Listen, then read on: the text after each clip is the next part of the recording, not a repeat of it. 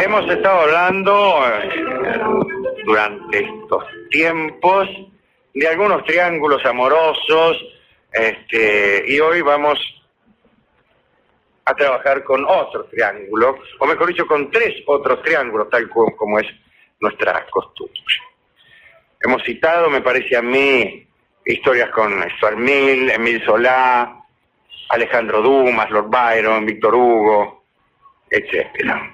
Hoy hablaremos, fíjese usted, ¿no?, de Engels, de Molière y de Richard Burton. Richard Burton, naturalmente, no es el actor inglés, el traductor, sino el traductor de Las Mil y Una Noches, entre otras cosas. Y empecemos con Federico Engels, que nació en 1820 en Wuppertal, en Alemania. Su familia tenía mucho dinero, era rico Engels. Su padre era propietario de una fábrica de algodón en Rhineland y le prohibió ir a la universidad, exigiéndole en cambio que se preparara para emprender una carrera en el mundo de los negocios. Así que en 1842 Engels fue a trabajar a una sucursal que tenía la empresa del viejo en Manchester, en Inglaterra. Se fue a Inglaterra. La verdad es que Engels tenía por costumbre leer a Hegel, y cuando todavía estaba en Berlín participaba en unas reuniones que hacían unos estudiantes radicales en el sentido de entonces, ¿no? Es decir, no era que estuviera afiliado a la Unión Cívica Radical. Digo, unos estudiantes que ya postulaban su alternativa a la hegemonía burguesa. Pero quien influyó más que ninguno en Engels fue Mary Barnes, una muchacha hermosa que trabajaba en una fábrica. Mary era una patriota irlandesa, tenía 19 años, y sedujo a Engels. Lo sedujo y lo llevó con él al barrio más mísero de Manchester. Allí, en una pequeña casita, vivía ella junto a una hermana que también era hermosa, se llamaba Lizzie. Mary y Lizzie. Y pues Engels compartió el lecho con las 2 hermanas el mismo día en que visitó aquella casa por primera vez. Mira vos, mira, aquí tenés el amigo Engels. Pues bien, gracias a Mary y Lizzie Barnes, Engels entró en contacto con los cartistas, que eran un grupo liderado por William Lovett y Francis Place, que se llamaban así porque habían redactado la Carta del Pueblo, y así, bueno, reclamaban al Parlamento que el sufragio se ampliara a todos los varones mayores de 21 años, que fuera secreto, que se abolieran los requisitos de propiedad, que eran los más restrictivos para ser miembro parlamentario, y bueno, aquella carta fue rechazada, y el rechazo provocó una enorme huelga. Engels, junto a Mary y a Lizzie, pues participó de una huelga que era, entre otros, contra su propio padre, ¿no?, por primera vez. Marx leyó el libro de Engels, La situación de la clase obrera de Inglaterra, ¿no?, un libro para cuya escritura también habían influido de un modo u otro Mary y Lizzie. Y notó al leer aquel libro que tanto Engels como él habían llegado por caminos diferentes a las mismas conclusiones. Y a partir de 1844 trabajaron juntos hasta la muerte de Marx. En 1883 murió Marx. Cuando Engels se fue de Inglaterra para trabajar junto a Marx en el Manifiesto Comunista, Mary Barnes lo siguió y Lizzie se quedó en Manchester. Después de las revoluciones del 48 y su fracaso, Engels regresó a Manchester y se convirtió en socio de la empresa familiar, hasta que después renunció, ¿no? Pero vivió un tiempo como un hombre acomodado, mantenía a Mary y a Lizzie en una casita cercana a la suya, las visitaba todos los días. Ahora bien, la esposa de Marx, Jenny, se negaba a reconocer a las hermanas Barnes en público, pero Marx, que no tenía dinero, y que dependía de Engels para el sostén diario de su familia, tenía que ser diplomático y entonces, a escondida de la Germu, visitaba a su amigo y a sus novias. Pero Jenny, la mujer de Marx, no le quería dar bolilla. Hay que decir que las relaciones amorosas de Engels se convirtieron en un tema de discordia en los círculos comunistas, porque algunos lo consideraban un rico propietario de una fábrica de algodón que explotaba a dos obreras. En 1860, Engels se fue a vivir ya redondamente con Mary y con Lizzie. Andaba por la calle con una a cada lado, muy del bracete, pero el ménage terminó pronto, porque en 1863 Mary murió de un ataque al corazón. Engels continuó su vida junto a Lizzie. Las chicas de Marx, las hijas de Carlos Marx, la consideraban una tía, Lizzie. Y ahora que Engels se había convertido en monógamo, entonces Jenny Marx se hizo amiga de Lizzie.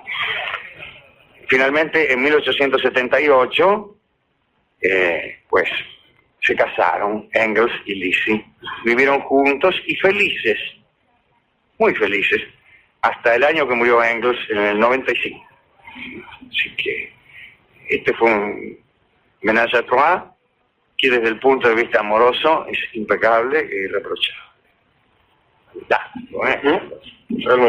Realmente. Así que este es el primero de los tres triángulos, un triángulo armónico. A veces cuando se habla de triángulo, se habla de una cierta discordia entre los vértices o del desconocimiento mutuo. Un vértice no sabe la existencia de otro. En este caso es un triángulo equilátero, armónico y duradero. El segundo de los triángulos de hoy tiene como uno de sus vértices a Molière. Como sabemos, el verdadero nombre de Molière era Jean-Baptiste Poquelin y había nacido en 1622. El caso es que para asegurar su futuro, los padres de Jean-Baptiste le compraron el cargo de tapicero del rey, se compraban los cargos. Pero él tenía deseo de emprender una carrera teatral. Después apareció Madeleine Béjart, una actriz de 22 años muy hermosa. En fin, el chico, el Jean-Baptiste, rechazó el puesto. Y para no manchar el buen nombre de su familia, por haber elegido el teatro, cambió su nombre. Se puso Molière. Molière había visto a esta chica, Madeleine, por primera vez en un espectáculo bufonesco en una feria de Saint-Germain. Lo había llevado el abuelo de Molière. Y bueno, la vio y se enamoró de ella. Madeleine tenía un protector, el conde de Modène, de quien ella había tenido una hija a los 20 años. El conde de Modène reconoció a la hija como suya y esta hija fue entregada a la madre de Madeleine, que se llamaba Mary Herve Béjart. De forma conveniente, el conde se exilió al interior de Francia.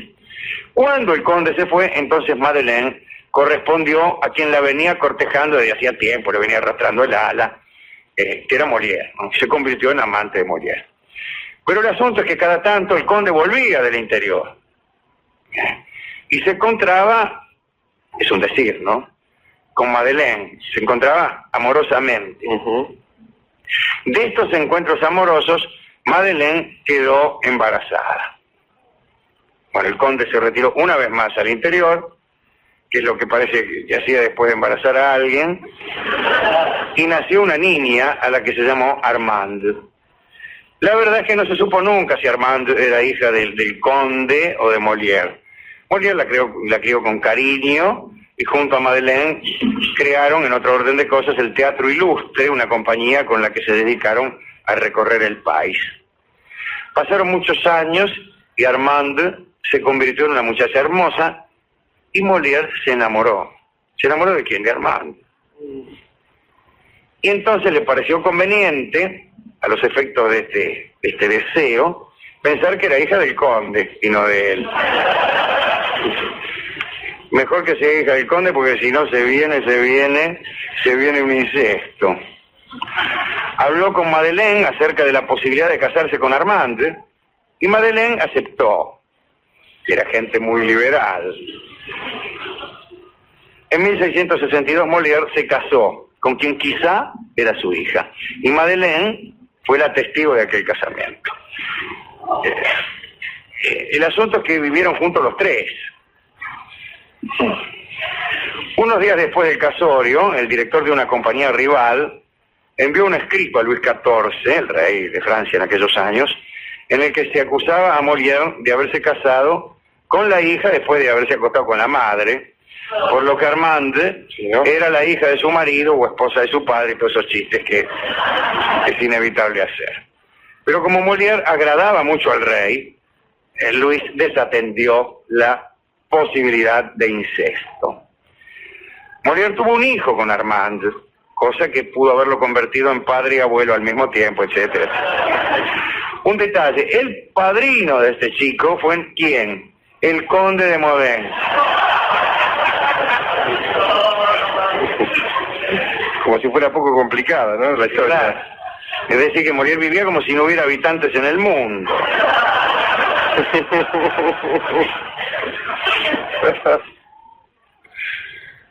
La otra cosa que hay que decir es que Armand tuvo docenas de amantes.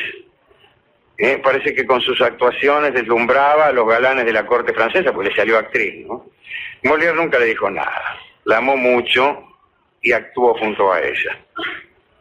Como sabemos, en febrero de 1673, Molière quiso interpretar El enfermo imaginario, y él estaba verdaderamente enfermo.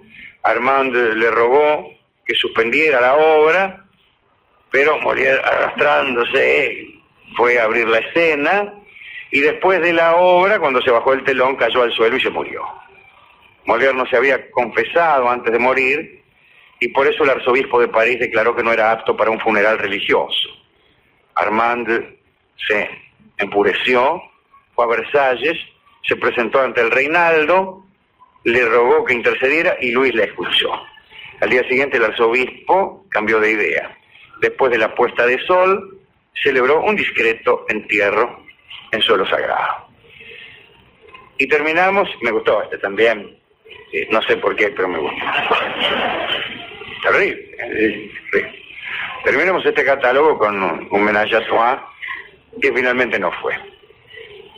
En 1860, el escritor y aventurero inglés Richard Barton, el hombre que fue uno de los traductores, quizá el mejor de Las Mil y Una Noches, que recorrió el mundo entero. Hemos hablado de Barton. Fue uno de los pocos cristianos u hombres de Occidente que visitó el santuario secreto de la Meca. Quiero decir que pudo acceder ahí a la piedra esta, la Cava. Anduvo entre musulmanes mucho tiempo. Le acertaron un lanzazo en Etiopía que le entró por una mejilla y le salió por la otra. Estuvo en Montevideo, estuvo en la Argentina y estuvo en el Paraguay y escribió un libro acerca de la guerra del Paraguay. Pues bien, este hombre llegó nada menos que a Salt Lake City después de un penoso viaje en diligencia desde Missouri, ¿no? Salt Lake City es Utah, ¿no? Sí. Llegaba para investigar lo que él denominaba el ménage à trois en el sentido mormón de la expresión. Saben ustedes que en Salt Lake City están los mormones. Hay católicos, pero los católicos realmente lo único que hacen es golpear la puerta de las casas para vender libros y cosas. Son ciertamente minoría. Pues hasta allí llegó Barton. Barton, que dicen que escribía a veces 11 o 12 libros al mismo tiempo y tenía dispuestos en su casa 11 o 12 escritorios, cada uno con sus avíos de escribir, pero también con los antecedentes de cada uno de los libros en los cuales estaba trabajando. Barton, que escribió en algunas notas a pie de página acerca del asado en la Argentina, etc. Pues Barton llegó a Salt Lake City. En 1843, antes de esto, cuando el profeta mormón Joseph Smith introdujo el matrimonio múltiple entre sus seguidores, los ciudadanos de Illinois se enfurecieron tanto que le quemaron el templo. No sé por qué dice los ciudadanos de Illinois, pero serían los ciudadanos de Illinois y después habrán marchado a Utah. Pues los mormones huyeron y se asentaron en una zona desértica, y en pocos años construyeron Salt Lake City, y pues allí dominaban un inmenso territorio que abarcaba desde el oeste de las Rocosas, debe ser desde el este de las Rocosas, a Sierra Nevada, porque el oeste de las Rocosas es casi nada. Pues desde el este de las Rocosas conviene más decir, a Sierra Nevada, y desde el río Colorado hasta ese territorio casi mítico e imposible de definir que se llama Oregon, del cual hablaremos algún día. Smith y su sucesor Brigham Young instituyeron el mayor experimento sexual que tuvo lugar en la Norteamérica de aquellos años. Barton se entrevistó con Young, de quien decían que tenía más de 40 esposas. Barton, gracias a sus viajes por Arabia, pudo comparar la costumbre mormona con la poligamia musulmana. Ambas culturas respetaban los tabúes que prohibían el sexo con una mujer durante el embarazo y durante la lactancia. Esta prohibición hacía que un hombre tomara también una segunda esposa o concubina. Eso era lo más corriente, ver a un hombre con dos mujeres. Pero lo que llamó la atención a Barton fue que Salt Lake City, a pesar de aquella maravillosa posibilidad, era un lugar sombrío. La primera esposa tenía que dar permiso al marido para que éste tomase una segunda, concesión que se hacía disciplinadamente, solo con el fin de incrementar la progenie mormona. Y advirtió Barton que aquella práctica impedía, según sus palabras, la aparición del egoísmo del corazón llamado amor. Para Barton, aquel tipo de poligamia era fatal para el romance, repito, aquel tipo de poligamia era fatal para el romance. Aseguraba que en Salt Lake City no había romance. El ardor, decía él, se había traspasado del plano individual al grupo, en este caso, la iglesia. Pero un día Barton, luego de vivir algún tiempo entre los mormones, se entusiasmó con dos muchachas hermosas y saludables, que es casi la misma cosa, en caso de necesidad. Y pidió convertirse en mormón. Pero Brigham Young le recordó que también se había convertido antes en musulmán para ser admitido en los lugares sagrados de la Meca, y lo echó. Yo creo que tenía razón, ¿no? Y Barton regresó a Inglaterra para cortejar y casarse al fin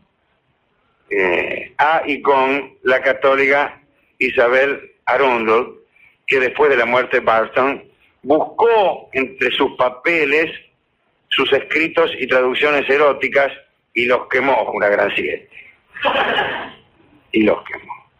Quiere decir que aquí termina este ménage à trois que no fue, que era el de Barton con aquellas dos mormoncitas hermosas y saludables, y que no pudo ser porque Young, el sucesor de Smith, se avivó de que este tipo se convertía cada vez que algo le interesaba mucho, que tenía unas conversiones muy oportunas.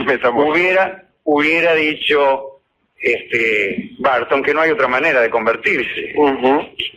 ¿Cómo quiere que me convierta cuando algo no me interesa nada? Pero se ve que Young sospechaba que el verdadero interés de Barton no era Sí, religioso. El concepto cristiano, el peculiar concepto de cristiandad que tenían los mormones, sino más bien las dos hermosas y saludables muchachas que se le iban ofreciendo allá en Utah. Son tan extraños los caminos del Señor, Alejandro. Sí, es verdad. Mire que para encontrar el amor de mi vida tuvieron que ser los amores y tuve que hacerme mormón. ¿Qué me parece? En mi vida tuve un solo amor, como decía un personaje de nosotras. Pero voy a tener que tomar alguna de estas resoluciones. Sí, se me va a hacer mormón, se me va a hacer. No sé si es eso o alguna otra cosa. Ajá. Pero así como vamos, ríase de Richard Barton, hermano. Bueno, me gustaron estas tres historias, me gustaron mucho. Me gustó naturalmente la de Engels. Engels y Marx son tomados a veces o son confundidos en sus personas privadas con lo que son algunos de sus seguidores como personas privadas, personas que todo el tiempo están hablando de la lucha de clases. Bueno, pues no era así. Marx era un hombre muy interesado en infinidad de cuestiones y Engels, como se ha visto, al menos durante las noches allá en Manchester, hacía un alto en sus conversaciones acerca de la plusvalía. Pero algunos de sus seguidores ilustres no así Lenin. No así Lenin, que prácticamente abandonó todo contacto con su esposa después de haber dedicado su vida a la lucha revolucionaria, ¿no? Pero no Marx y Engels, y tampoco despreciaban la cultura burguesa, sino que, bueno, eran, de modo especial Marx, eran hombres que apreciaban mucho, pongamos por caso a Shakespeare, etc., ¿no? De modo que, con esto quiero decir que una cosa no está reñida con la otra. Si supongamos que quisiéramos reemplazar unos sistemas económicos por otros, una sociedad por otra, si usted quiere, no es necesario arrasar con todo lo que la sociedad vieja ha aportado al mundo. Si podríamos quedarnos con Shakespeare, que es lo que algunos temen, ¿no? Yo, por ejemplo. Pero bien, entonces me gustó oír esta historia de Engels. La de Molière es un poco más sórdida y más tremenda, y la de Barton decididamente me gustó, y me gustó hablar una vez más de Barton, que es directamente una fuente inagotable de sorpresas. Este hombre que hasta habló mal de Rosas, fíjese. Así que bueno, y muy bien de Sarmiento, le dedica un libro a Sarmiento. Barton le dedicó un libro a Sarmiento, que fue justamente el libro que escribió sobre la guerra del Paraguay. Está dedicado a Sarmiento. Fíjese usted, ¿no? Bueno, ¿con qué vamos a ilustrar a Sarmiento, que era un impresionante escritor? Un gran escritor. Nosotros no pensamos mucho como Sarmiento, como político, pero tampoco pensamos como Borges en lo político, pero bueno, cuando uno sabe leer no hay más remedio que rendirse ante el talento. ¿Con qué vamos a ilustrar estos triángulos, este entrevero de amores? Bueno, mire, aquí tenemos la milonga de mis amores, milonga que pudo haber cantado cualquiera de los tres vértices destacados de estos tres triángulos, ¿no? Me la imagino cantada por Engels y me da un poco de risa la milonga de mis amores. No tanto por Barton y por Molière, claro, pero ciertamente es que Barton por políglota, Molière por actor, están más cerca de cantar una milonga que Engels. Milonga de mis amores va a ser en este caso tocada por Rodolfo Mederos y por Nicolás Colacho Brizuela, dos queridos amigos de este programa, y es interesante que ustedes la oigan. Adelante entonces, Rodolfo y Colacho, en esta milonga de mis amores de Lawrence, dedicada a todos los que integran triángulos de alguna naturaleza. Allá.